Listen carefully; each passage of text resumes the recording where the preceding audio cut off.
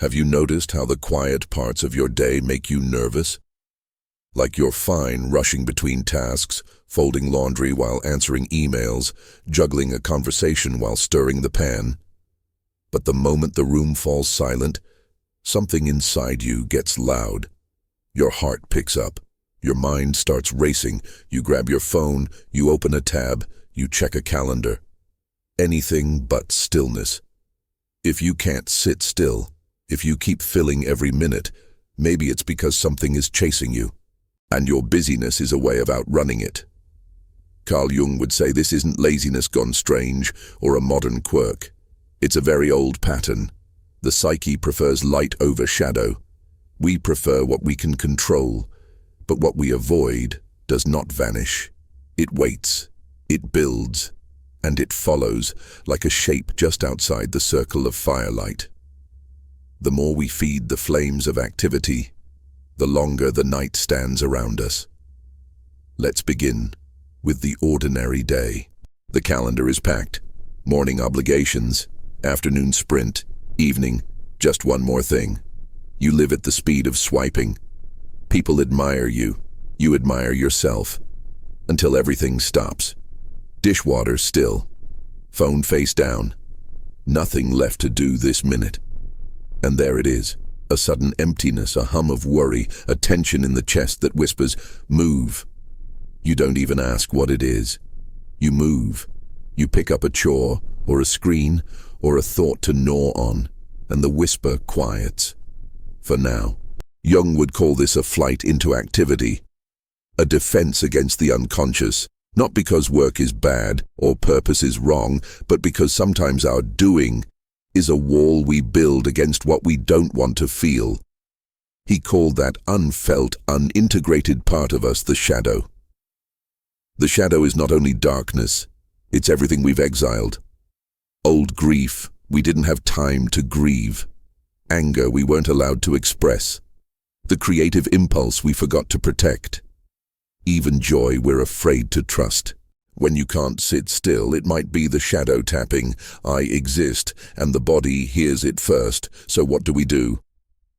We start small. We don't crash through the wall. We put in a window. For the next few days, try this micro practice. Once a day, set a 90-second timer and do nothing on purpose. Hands still, eyes soft, breathe without forcing it. Track 3 sensations: the weight of your body, the temperature of the air, the shape of your breath. Then ask, just once, what am I trying not to feel? Don't hunt for an answer. You're inviting a guest, not interrogating a suspect. If nothing comes, that's fine. The invitation is the point. The psyche notices kindness. At night, the pattern gets clearer. You finish everything. You turn out the lights. The ceiling becomes a screen. Your mind runs old highlight reels. The thing you said, the glance you misread, the email you should have sent, the version of you should be. And because the mind is sprinting, you try to sprint faster. You check the last message. You add a chore. You watch one more video. The relief lasts a few minutes. Then the quiet returns. The chase resumes. Jung would call this the return of a complex, a knot of emotional memory, charged and alive, that we carry in the dark. Complexes are like magnets. They pull our attention, our time, our choices. They say, do more or else you're not safe, or keep moving or you'll feel it.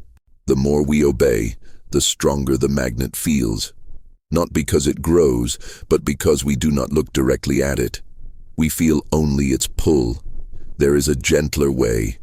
Give the complex a chair, literally. Put an empty chair opposite you for 3 minutes. Breathe. Imagine the part of you that panics when you slow down sitting there. Don't fix it.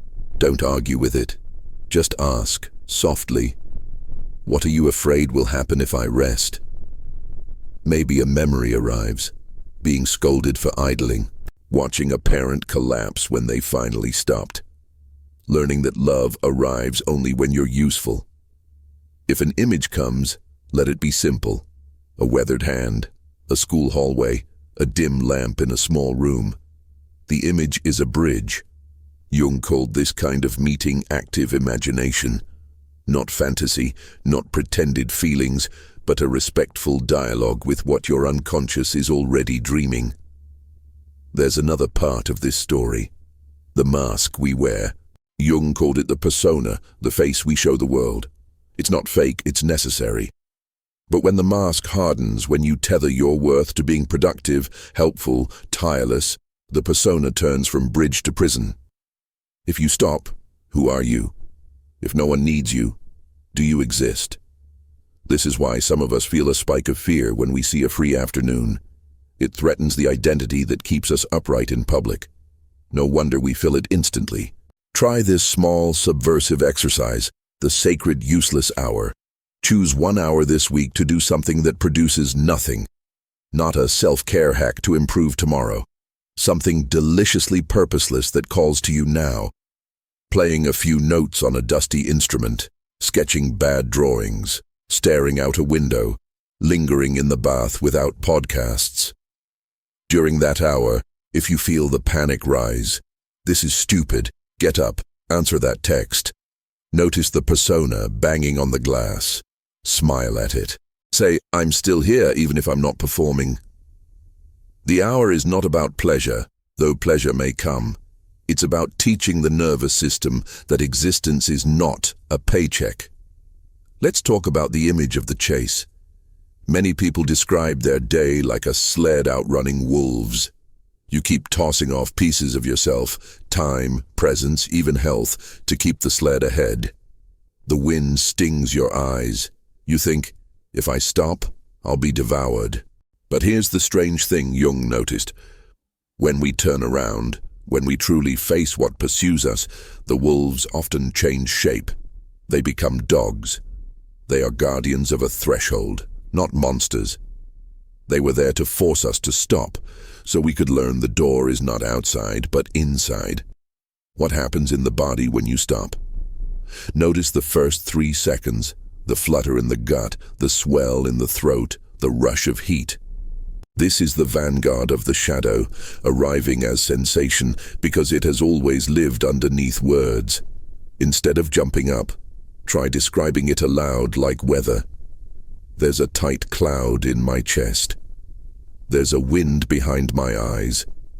There's a heavy stone in the stomach. Description is containment. It gives a shape to what feels shapeless, and shaped things can be held. Many of us also carry a rescuer story. We keep busy because we're holding up the ceiling for everyone we love. If we sit down, won't everything fall? Jung would suggest the archetype of the parent may be inflated here, an ancient energy that makes you large, protective, endlessly giving. It's beautiful, and it can turn you to ash. The shadow of the parent archetype is the martyr who secretly hopes someone will notice their sacrifice and lift the burden. But the archetype cares little for your personal life. It will use you until you bow out. Your task is to return the archetype to its right size. How? By admitting with humility, I am one person. Not the world's axis. One person, and one person deserves to rest. Here's a practical tool for that. Carry fewer stones. Take a page and draw 2 columns. On the left, write the stones you've been carrying this week, tasks, roles, obligations. Be honest. On the right, write the stones that actually belong to you, what is realistically yours to hold because you chose it or it truly requires you. Between the columns, draw a small river.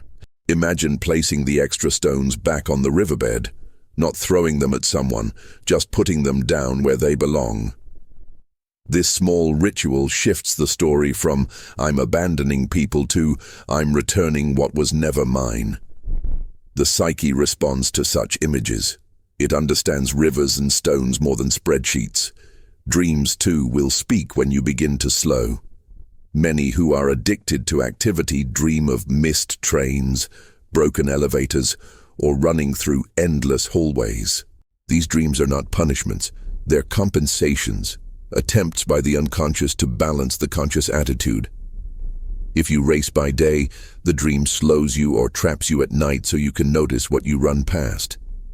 Keep a notebook by your bed. When you wake, write down one image, even if it's a fragment. A blue door, a crowded escalator, a watch with no hands. Don't analyze it to death. Ask instead, what mood does it carry? What part of me feels like this image? Over time, the images form a string, and the string often leads to a room you've avoided entering. Grief, desire, a new beginning you're scared to name. Weekends can be a revealing test. Some of you notice that when Saturday arrives, you crash. You feel sick, or irritable, or strangely sad. It's like your body had a secret contract with you.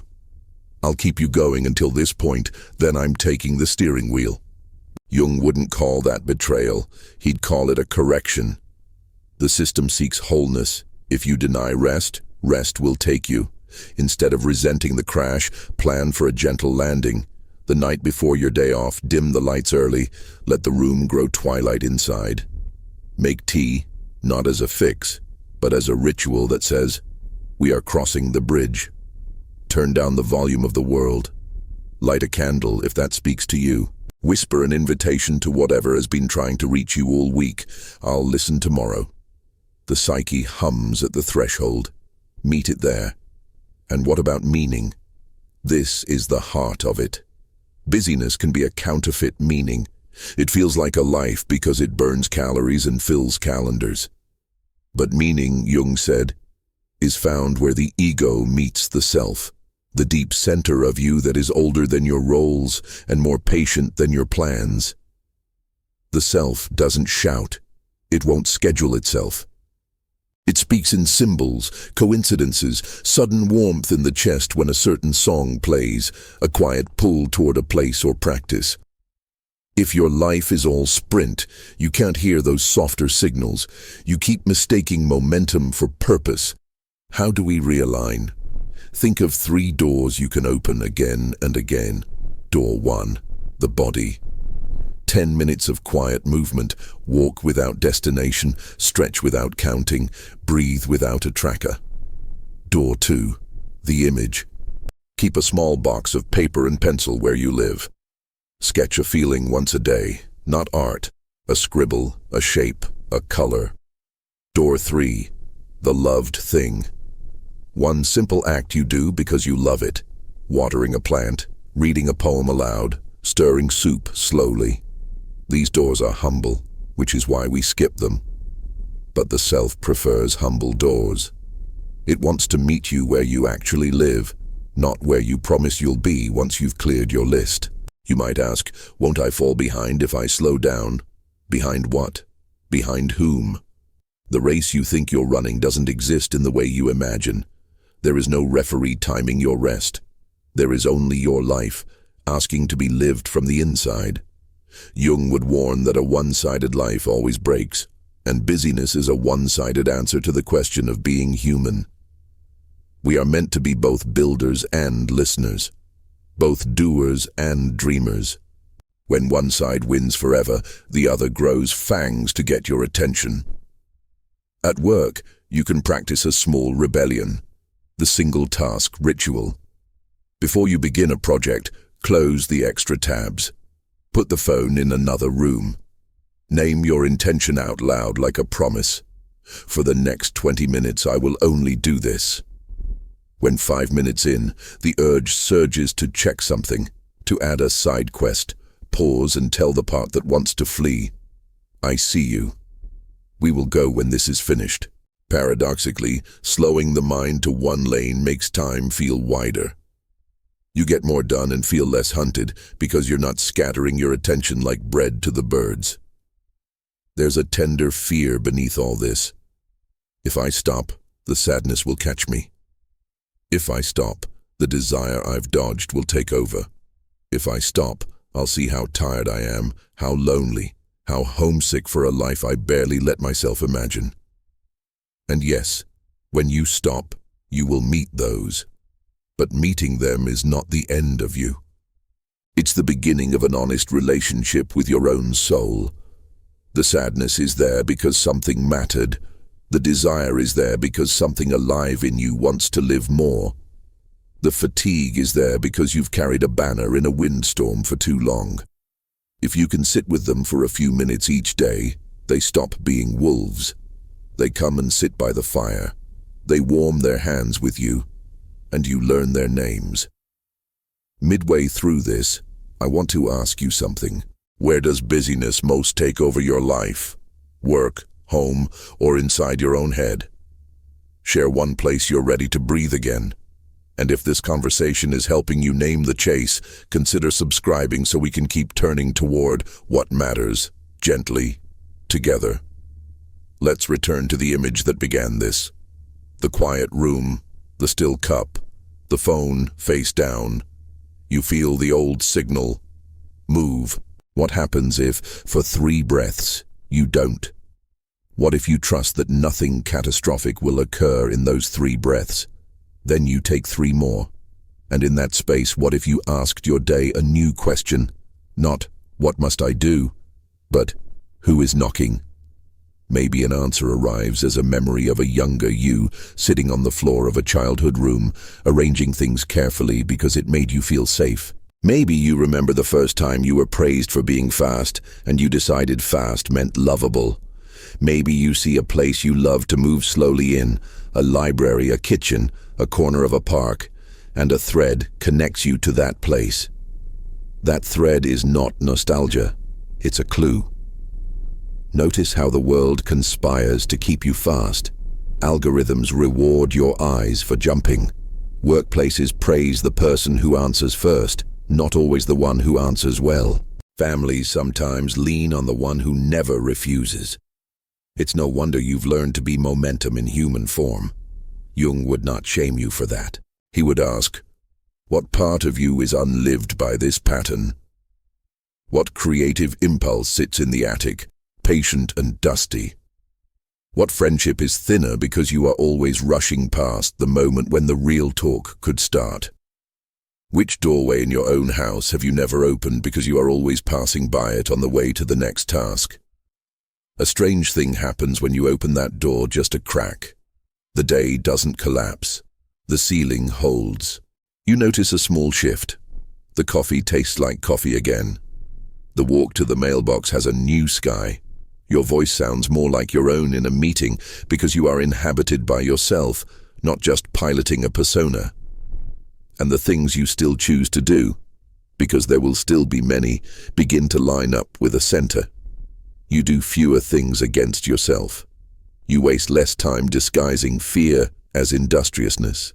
You move like a river moves, fast in one stretch, slow in another, even still in a deep pool, because the river's speed is not its worth. Its worth is that it flows at all. What if, once a week, you had a Sabbath hour, even if you are not religious? An hour where you don't touch anything that tells you who to be. No metrics, no mirrors, no messages. Just you and a simple presence. A book of poems, a chair by a window, a floor you can lie on and let your back release. In that hour, if the shadow arrives, welcome it. Ask what it's been trying to protect you from. Ask what small action would let it rest. Often, the answer is not dramatic. Drink water. Call the friend. Admit the fear. Cry for 5 minutes. Laugh for 2. The shadow doesn't ask for a new personality, it asks for light. When Jung spoke of individuation, he meant the slow, courageous process of becoming a whole person, not perfect, whole. The busy life can be part of that, if the busyness flows from your center rather than hides it. There will be seasons of sprinting, there will be nights of collapse.